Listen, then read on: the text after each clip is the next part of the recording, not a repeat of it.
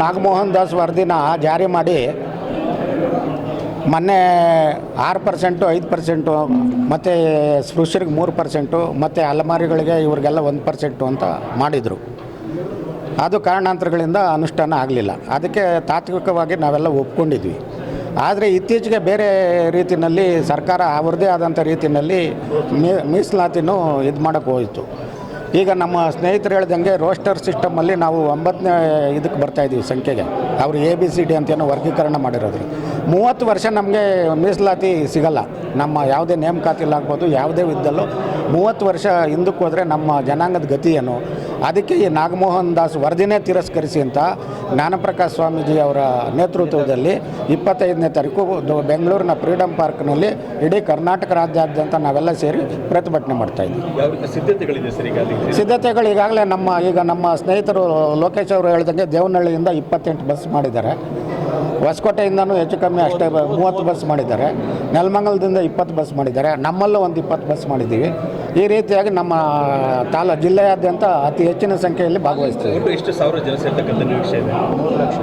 3 ಲಕ್ಷ ಜನ ಸೇರೋ ಸಾಧ್ಯತೆ ಇದೆ. ವರದಿ ಸಲ್ಲಿಸಿದ ನಂತರ ಏನು ನಮ್ಮದು ಸಂಖ್ಯಾಬಲನ ಕಮ್ಮಿ ಮಾಡಿದರು, ಅದನ್ನು ನಾವೆಲ್ಲ ವಿರೋಧ ಮಾಡಿದ್ಮೇಲೆ ಕ್ಯಾಬಿನೆಟಲ್ಲಿ ಸರ್ಕಾರ ಒಂದು ತೀರ್ಮಾನಕ್ಕೆ ಬಂದು 6% ಅಂತ ಕೊಟ್ಟರು ನಮಗೆ. ಆಮೇಲೆ ಇನ್ನು ಉಳಿಕೆ ಎಲ್ಲ ಜಾತಿಗಳಿಗೂ ಸೇರಿ 5% ಅಂತ ಮಾಡಿದ್ರು. ಆಯಿತು ಅಂತ ನಾವೆಲ್ಲ ಸಮಾಧಾನ ಇದ್ರಿ. ಅದು ಇವತ್ತೇನಾಗಿದೆ, ರೋಸ್ಟರ್ ಬಿಂದು ಅಂತ ಮಾಡಿದ್ರು. ರೋಸ್ಟರ್ ಬಿಂದು ಮಾಡಿ ABC ಮಾಡಿದ್ರಲ್ಲ, ABC ಮಾಡಿದಾಗ ಬಂದಾಗ ಇವತ್ತೇನು ಉದಾಹರಣೆ, ಒಂದು ಇಲಾಖೆ ಏನು ಯೂನಿವರ್ಸಿಟಿ ಒಂದು ಕೆಲವು ಇವಾಗ ಕಾಲ್ಫರ್ ಮಾಡಿದ್ದಾರೆ. ಅದರಲ್ಲಿ 1 ಹುದ್ದೆ ಅಥವಾ 2 ಹುದ್ದೆ ಇತ್ತು. ಬಂದಾಗ ಬರೀ ನಮ್ಮ ಸಹೋದರ ಸಮುದಾಯ ಮಾದಿಗ ಇರುತ್ತೆ, ಬರೀ ಅವ್ರಿಗೂ ಹೋಗುತ್ತೆ. ಬಟ್ ರೈಟ್ ಸಮುದಾಯ ಅದೇ 6% ಇರ್ತಕ್ಕಂಥ ರೈಟ್ ಸಮಾಜಕ್ಕೂ ಆ ಹುದ್ದೆ ಬೇಕಲ್ಲ.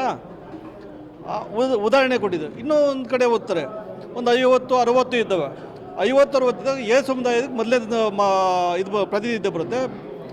ಅಂತ ತಗೊಂಡು ಎಲ್ಲಿ ಆಗಿದ್ದಾರೆ, ಲಾಸ್ಟಿಗೆ ಆಗಿದ್ದಾರೆ, 9ನೇದಕ್ಕೆ ಹಾಕಿದ್ದಾರೆ. ಮತ್ತು ಆದಮೇಲೆ ಮಾದಿಗರಾದಮೇಲೆ ಮತ್ತೆ STಗೆ ಬರ್ತಾರೆ, ಮತ್ತೆ OBC ಬರ್ತಾರೆ, ಮತ್ತೆ OBCಯಲ್ಲಿ B2 ಬರ್ತಾರೆ, ಮತ್ತು BCMA B ಬಂದಮೇಲೆ ಮೈನಾರಿಟಿ ಆಯಿತು.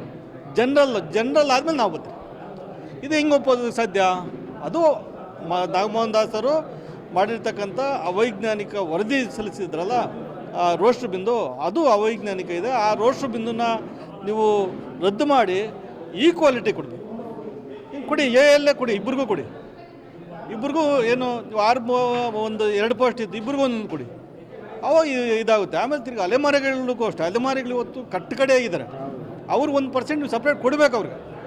ನಾವು ಈಗ ಹಿಂದೆ ಏನು ದೂರೊಂದು ಜಾತಿ ಸೇರಿದಂಥ ಸಂದರ್ಭದಲ್ಲಿ ದೇವರದರಸು ಮುಖ್ಯಮಂತ್ರಿ ಆಗಿದ್ದಂಥ ಸಂದರ್ಭದಲ್ಲಿ ಸೇರಿಸಿದ್ವಿ. ಬೋಯಿಗಳು, ಕೊರಚರು, ಕೊರಮರು ಅವ್ರನ್ನೆಲ್ಲನೂ. ಯಾಕಂದರೆ ಅವರು ಕಟ್ಟಕಡೆಯಲ್ಲಿ ಇರ್ತಕ್ಕಂಥ ಜನ ಅಂತೇಳಿ ಅವತ್ತು ಮಲ್ಲಿಕಾರ್ಜುನ ಖರ್ಗೆ ಸಾಹೇಬರು, ರಂಗನಾಥರು, ಇವರು ನಮ್ಮ ಬಸವಲಿಂಗಪ್ಪರ ಕಾಲದಲ್ಲಿ ಅವರು ಸೇರ್ಪಡೆ ಮಾಡಿದಂಥದ್ದು. ಇವತ್ತು ಇರಲಿ, ಅವರು ಏನು ಒಳ ಮೀಸಲಾತಿ ಮಾಡಿದ್ದಾರೆ, ನೀವು ಮಾಡಿ ಸಂತೋಷ. ಆದರೆ ಈಕ್ವಾಲಿಟಿ ಮಾಡಬೇಕಲ್ಲ, ಅವ್ರವ್ರ ಜನಸಂಖ್ಯೆ ಆಧಾರದ ಮೇಲೆ ಮಾಡಬೇಕಲ್ಲ ನೀವು ಹೌದು. ಹಾಗಾಗಿ ನಾವು ಇವತ್ತೇನು 25ನೇ ತಾರೀಕು ಫ್ರೀಡಮ್ ಪಾರ್ಕಲ್ಲಿ ಪ್ರತಿಭಟನೆ ರ್ಯಾಲಿ ಇಟ್ಟಿದ್ದೀರಿ. ಅದರಲ್ಲಿ ಅವ್ರ ಜನಸಂಖ್ಯೆನೇ ಕಮ್ಮಿ ಅಂತ ಹೇಳ್ತಾರಲ್ಲ, ನಮ್ಮ ಜನಸಂಖ್ಯೆ ಜಾಸ್ತಿ ಎಲ್ಲಿ ಹೋಗಕ್ಕೆ ಸಾಧ್ಯ? ನಾವು ನಮ್ಮ ಜನಸಂಖ್ಯೆನ ಅವತ್ತು ತೋರಿಸ್ತೀವಿ.